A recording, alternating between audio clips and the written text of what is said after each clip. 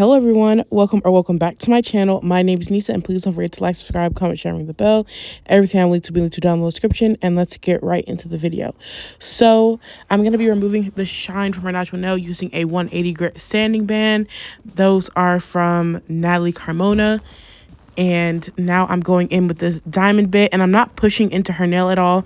I'm just going around, and you see it's getting up all that stuff right there, all her dead skin. It is a diamond bit, by the way, so it is safe for the natural nails. Just don't go in at an angle. These are the Bombnails XXL No C Curve Square Tips.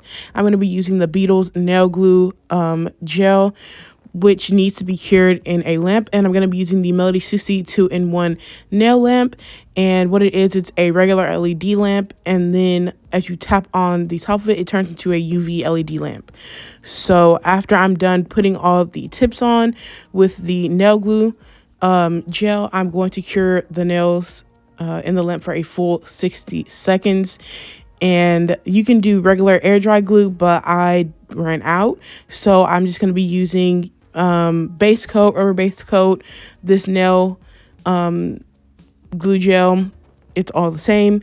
And after this, I will be back. Remember to cure it in the lamp, the big lamp, for a full 60 seconds to make sure everything is all secure before you start to cut and file and all that stuff.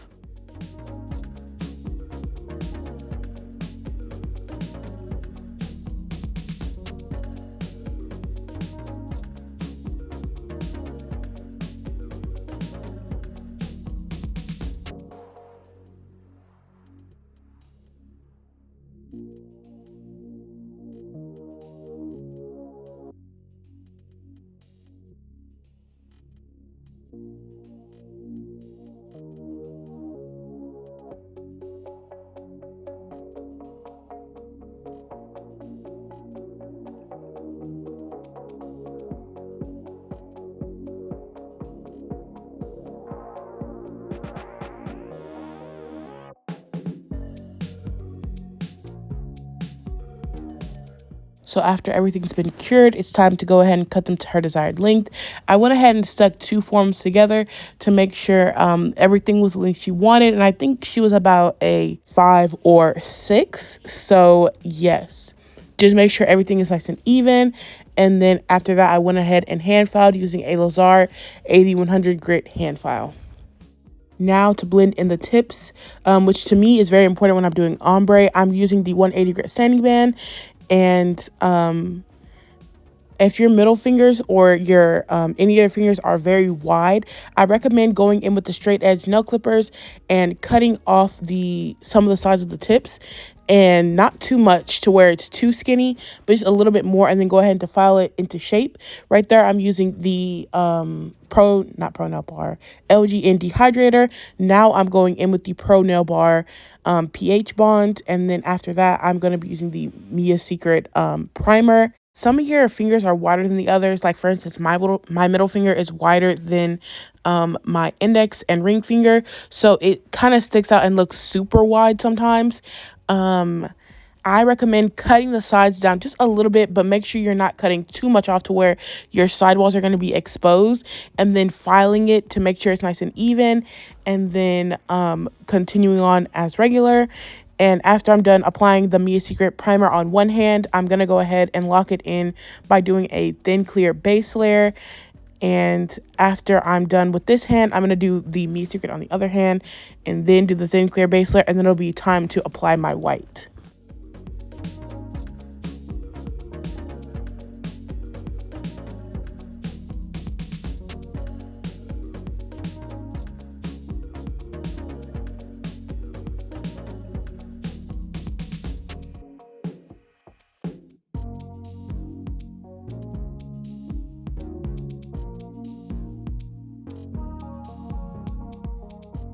How like even and seamless it looks before I even go in with anything. That's what I want, so I can get a nice even blend. The white I'm going in with is Blanca by Natalie Carmona. The acrylic brush I'm using is a size 12 or 14 by Bombnails. And right now, all I'm doing is going in and doing white tips. And I'm doing it where the tip and the natural nail meet. You can go ahead and do it higher or lower, depending on what you want.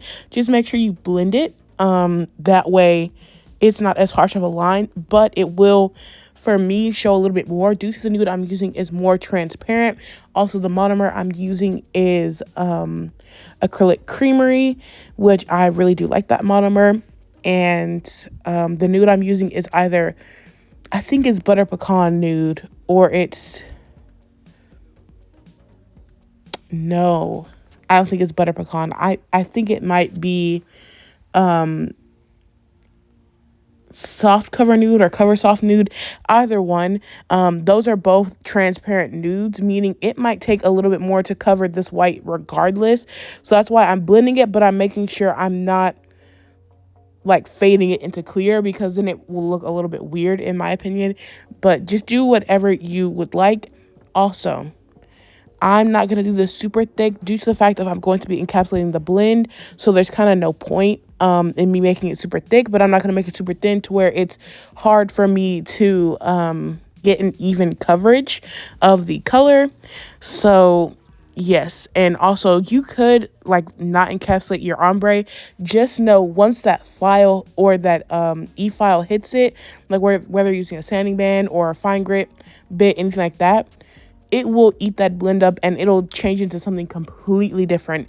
So I encapsulate just because I get my blend the way I want to and I lock it in. That way, if I go over it with my file, it will not take my blend away unless I overfile. So here is the final white application. You could go back and forth with white and nude, but I prefer to do it this way. And if I overblend, I'll go ahead and add more white in, but I like my white to stay white and the nude to only go up to a certain point. But I don't like a teeny tiny amount of nude. And you saw how the bead, which is way too wet, so I went ahead and put it down. But you can see here with just one layer, even after it was fully polymerized, it's still very transparent. Not all nudes are going to be like this, but this one that I'm using is. So it's going to take me a couple of layers to build it up to a nice even opacity over her nail bed and over the white. So once I do that, I'll be done, and then I'll go ahead and encapsulate at the end after all 5 nails are done. And the clear I'm going to be using is the Natalie Carmona clear. And yes, as you saw, it took me a couple of layers, but we got it to where it is fully opaque. And you'll see me do that a couple of times where I brush the excess acrylic off of the white, because like I said, I like the white to be white, and then where the nude is supposed to be 100% nude and opaque, and then where the blend is, that middle color, I like it to be nice and even. So you might see me go in with a couple of beads at the side or at another angle, just because it needs to be even for me. And always make sure to add more paper towels when you need to. And these aren't the ones I typically use. These are some like random paper towels, so that's why the acrylic was getting stuck in my brush, due to the fact that the paper towels were not absorbent enough. But yes, I'm gonna let you guys watch me do these ombres, and then I will be back.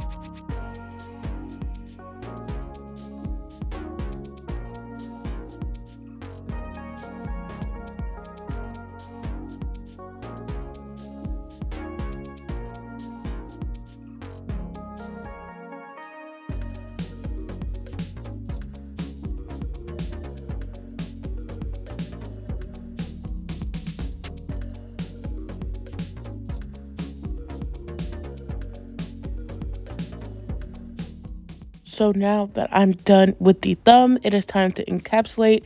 And this is her other hand, I believe. And I'm starting on the pinky. I'm going to work my way to the thumbs. And all I'm doing is adding strength and structure to the nail, at the same time making sure everything is fully encapsulated with clear. Because like I said, if my hand file or my e-file goes over that area, well, I should say my drill bit goes over that area, then it will remove that piece, and I don't want to do that. I want to keep it the way it is. So that is why I'm encapsulating. And plus the nails don't have the proper strength due to the fact of the ombre. It's just kind of a design, and then in order to give it its strength, that is why I encapsulate. So yes, I'm going to encapsulate all the nails, and then once it dries, I'm going to go ahead and file them.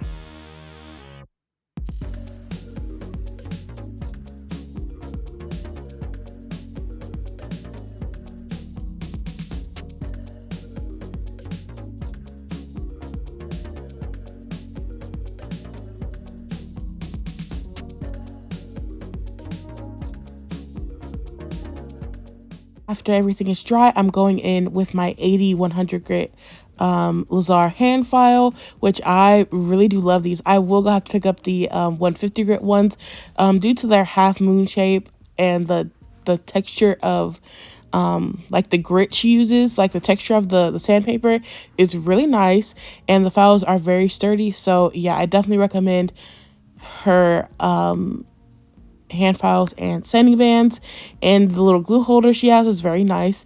And if you want to see my haul video where I got all this stuff, I will leave it in the cards for you all. And all I'm doing right now is detaching any acrylic that would be stuck on her skin, and I'm also making sure that the side walls are straight, and then I will go in and really redefine the shape later on after I'm done with the drill bit, because the drill bit does have the ability to mess the shape up. If I go ahead and bump it, it'll take it all away. So that's why I do it this way, to make sure my shape is as sharp as it possibly can be. And yes, this is a fine grit 5-in-1 drill bit from Pana, and all I'm doing right now is smoothing out the surface. As you can see, there really is no lumps or anything, but I'm just trying to make everything even.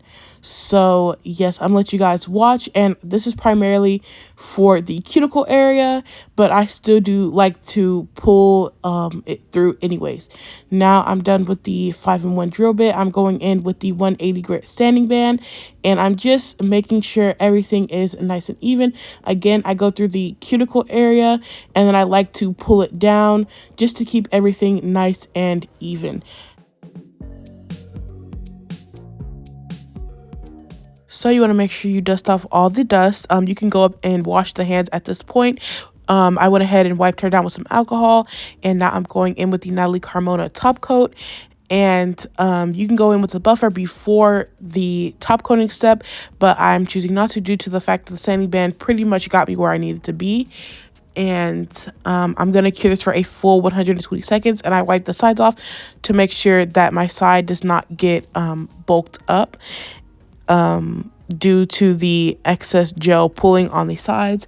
I'm going to cure it for a full 120 seconds, and then I'm going to go ahead and apply my Bombnails Rose Cuticle Oil, and that will be all. So I hope you guys enjoyed. Please don't forget to like, subscribe, comment, share, and ring the bell. Everything I've linked to will be linked down in the description.